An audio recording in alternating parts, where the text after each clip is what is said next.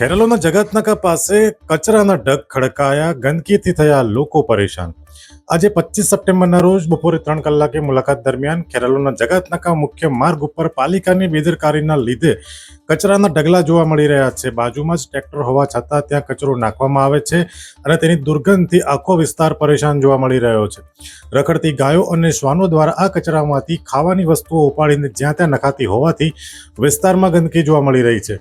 તો સાથે જ નવરાત્રી હોવાથી કચરા વચ્ચે થઈને પસાર થવું પડી રહ્યું છે. ખેરાલુ પાલિકાને અનેકવાર જાણ કરી હોવા છતાં કચરાનો નિકાલ નથી આવતો અને રહેણાંક વિસ્તારમાં જ ડમ્પિંગ સાઇટ બનાવી દીધી હોય એવું લાગી રહ્યું છે.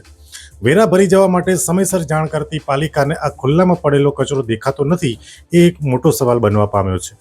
અમે તમને આપીશું પળે પળના સમાચાર. જો તમે અમારા નિર્ભય માર્ગ ન્યૂઝ ચેનલને સબસ્ક્રાઇબ કર્યું નથી તો અત્યારે જ નીચે આપેલા આઇકોન બટન પર ક્લિક કરીને સબસ્ક્રાઇબ કરો અને શેર કરવાનું ભૂલશો નહીં.